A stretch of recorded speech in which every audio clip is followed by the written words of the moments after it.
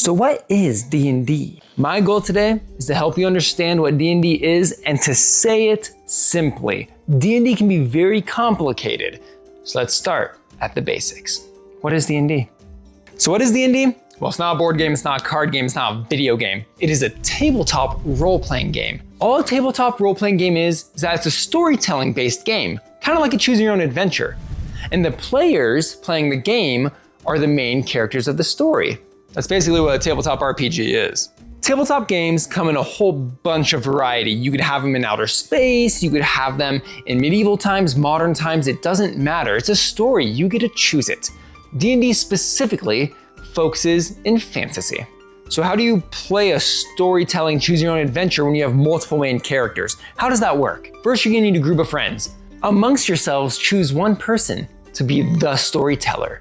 They are the dungeon master.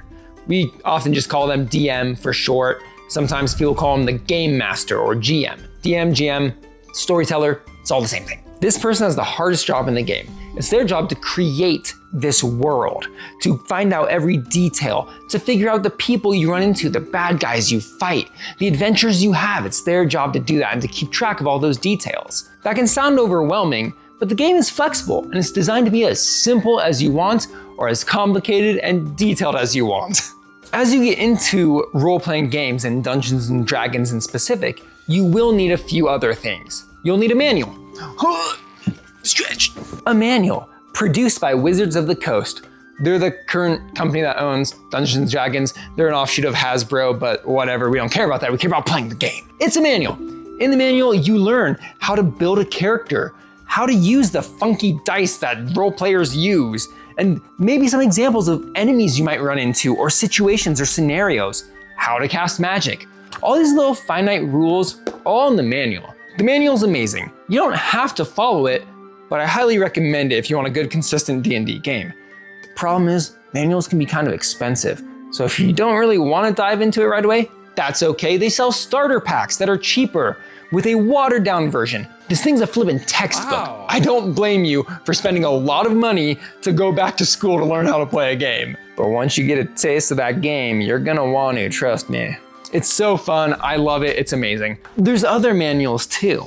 But don't worry, we will go over manuals in another video. Don't worry about it. Right now, all you need to know is that's a storytelling game. The other thing you might want or need in the future is dice. Are dice? These are the funky looking shaped dice that you've probably seen before. I'll explain in another video why these dice are shaped differently and how to use them. But again, as a beginner, you don't need dice. Dice come in all sorts of materials and patterns. It's like one of those fun things that as a D&D player, like everything is imagination. Dice are like a physical thing that you can like customize and have. So there's a lot of fun dice. People get crazy about dice, it's fun. If you do end up buying a starter pack, they usually come, again, with like watered down rules and a set of basic dice. Don't worry about that. The only other thing I'd recommend having is probably something to take notes, like a pencil and paper. The manual in D&D has a character sheet, and that's where you record like what your character is carrying, how strong they are. I use my phone to take notes, but we'll go over that in the future. Those are the physical things you might need, but when you're starting out, all you need is a group of friends. So you have your group of friends, you got your dungeon master telling the story, everyone else are characters. They're players in the game. They get to build or design their own character. They get to choose what race they are. Are they an elf? Are they a dwarf or just a human?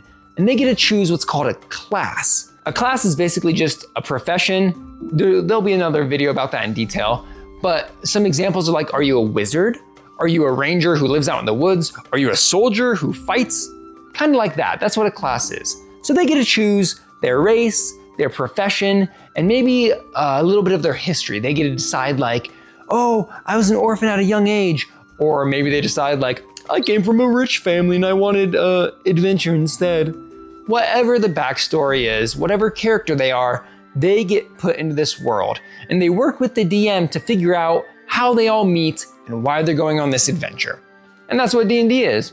But what does gameplay actually look like? In Monopoly, you roll dice and physically move the pieces. In storytelling, what does that look like? Actual gameplay of D&D is interesting.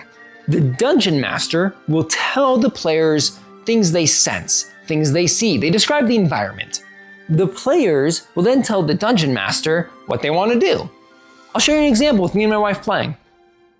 So this is just an example of how gameplay is. We're going to start basic as if we're just starting a brand new campaign.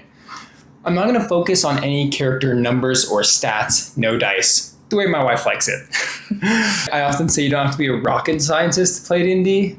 I think Lillian would say you have to be pretty darn close. Do you want to briefly create a character? Like, do you care if they're human or elf or dwarf? Not particularly. Okay, that's fine. So our tale starts on a small village at the base of some rolling hills near a mountain range. It is on the coast by the sea. It is cozy and not too close to any major cities. Your character is just coming of age. It might be your last season before you travel with merchants and traders to the next big town to experience life outside the village. After that, you can choose to come back or have an adventure. It's up to you. You are currently running an errand for your mother. She's asked you to grab some berries or flowers. Which do you choose to pick first? Berries. Okay. So you go further up the hills, and you know the berries are not too deep into the woods. You feel pretty safe. So you go and you start picking berries. As you are filling your basket, you notice a new variety of berry. You are also familiar with a lot of vegetation. You grew up in this area. You know that not a lot of plants are toxic here. Do you want to try a berry? Can I just try squishing it and see if it irritates my skin? Ooh, yes you can. Or like rub it on my arm or something? Yeah, okay. So you take a berry and you squish it, and you don't notice any tingling at first. You rub it on your arm and you continue picking berries just to have time pass. After a while, there's no irritation. How does it smell? It smells sweet. Not too sweet though. Not like a toxic sweet. Like, you know how sometimes things are like, whoa, like really strong. No, it tastes like, smells semi-sweet.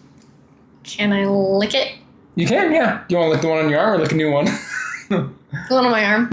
Okay. 20 minutes later, arm berries. So you go ahead and you lick the berry on your arm. It does taste semi-sweet, yeah. Okay. Okay, do you want to keep picking those ones? Probably not. Okay, you're going to leave it. Yeah. Okay. Better to be safe than sorry. Yeah, that's okay.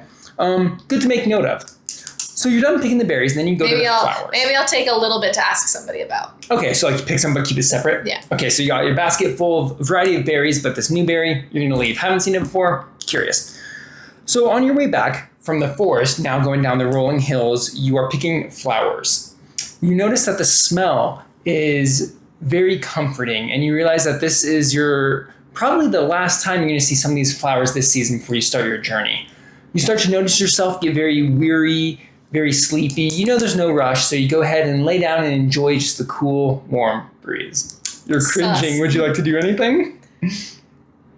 Do I normally get this tired this time of day? So actually, no. This does seem a little odd.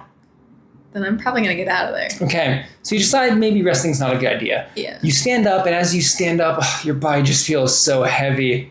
And that aftertaste of the berry is getting a little stronger in your mouth. Oh, no. And you're so tired. The flowers are so comforting. The clouds are amazing, and you fall asleep. No, darn it. That's okay. You are awoken by a very sudden, loud, booming sound that echoes off the mountains. You jolt awake and realize not too much time has passed. That's good. But the sound is alarming. The town you live in occasionally gets raided by pirates, so you do have one cannon as defense. Sometimes it's mainly used for celebrations and ceremonies. But you recognize the sound maybe from blasting powder in the mines or from the cannon in the town. You're not sure. Do I see anything, like any smoke coming from anywhere? Good question.